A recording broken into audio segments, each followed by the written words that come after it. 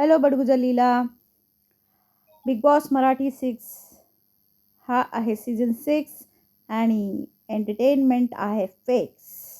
Finally Sonali Raut eliminate झाली आहे. भरपूर लोकांचं म्हणणं होतं जसं की सोनाली राऊत ॲटिट्यूड दाखवते. कोणी म्हणतं की सोनाली राऊत गेम्समध्ये म्हणजे टास्क पण परफॉर्म करत नाही. बिग बॉसचे खूप सारे रूल्स तिने तोडले. काम नाही करत, टास्क नाही करत, किंवा टास्कची जी पनिशमेंट, टास्कच्या दरम्यानची पनिशमेंट आहे ती पण ती घ्यायला तयार नाही. आणि काम तर नाही करत, हे तर बघितलंच आहे आपण.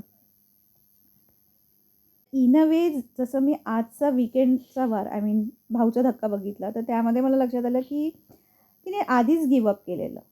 म्हणजे तिला करायचं नव्हतं, तिला घराच्या बाहेर मन बनवलेलं की मला जायचं आहे.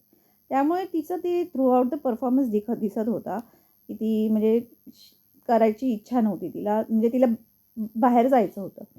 जेव्हा ती बाहेर आली मुख्यद्वारमधून आणि रितेशशी जेव्हा बोलत होती, तेव्हा लक्षात आलं की कुठे चुकलं असं विचारलं जेव्हा रितेशने, तेव्हा ती म्हणते की माझी एक्सपेक्टेशन वेगळी होती.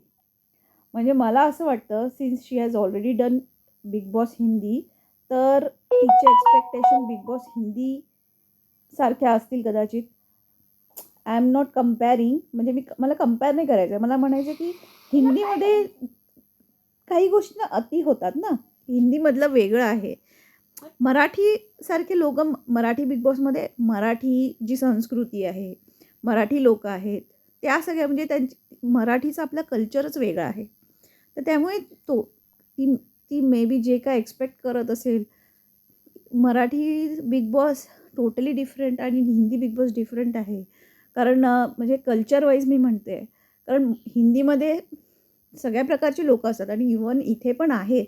जसा विशाल आला आहे, ही इज नॉट महाराष्ट्रीयन, पण तो महाराष्ट्रातला आहे, नो डाऊट. तर अशा काही लोक आहे, इव्हन गावातले पण लोक आहेत. तर त्याच्यामध्ये खूप फरक आहे. तिला मला असं वाटतं की त्या एक्सपेक्टेशन वाईज काही काही गोष्टी तिला लक्षात समजत पण नसतील, जशा काही काही लँग्वेज वाईज, जशी प्रभूची लँग्वेज, पण तरी पण तिने प्रभूशी भरपूर इंटरॅक्शन केलं यार. आणि दुसरी गोष्ट, राकेश कंटिन्युअसली बोललं जातं आहे बॅकफूटवर खेळतो, बॅकफूटवर खेळतो आहे. लोकांना काही वाटो, पण तो खेळतो आहे बस.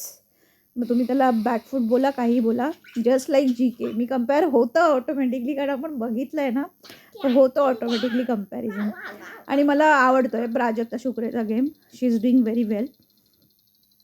टॉप 5 आहेतच. एक तर आहे प्राजक्ता शुक्रे, राकेश पापट, तन्वीला मी बघते, प्रभू आहे, सागर कारंडे. हे टॉप 5 आहेत माझे. आणि हे असणार, मला असं वाटतं टॉप 5मध्ये पुढे म्हणजे असणारच असणार.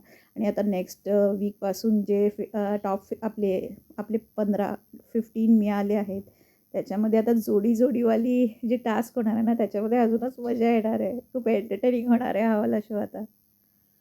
ह्या बिग बॉस 6मध्ये मी बघितलं की हे लोकं EV सगळ्यांचाच दाखवतात. म्हणजे त्यांची पूर्ण जर्नी दाखवली. त्याच्यामध्ये सोनाली राऊतची मी आज जर्नी बघितली. खूप इंटरेस्टिंग. म्हणजे असं नाही की त्याच्यासाठी लास्टपर्यंत थांबायची गरज नाही.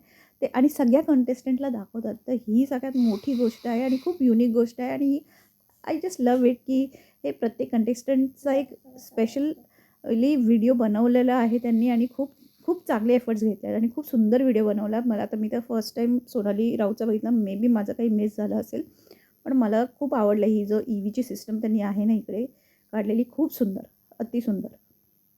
मोर such entertaining videos, please subscribe to my channel and please यार. सागर कारंडे आणि ओमकार खूप वेगळे दिसतात आहेत. लिटरली मी ओळखूच नाही शकली की हा कोण आहे. म्हणजे एवढा वेगळा दिसतो हा.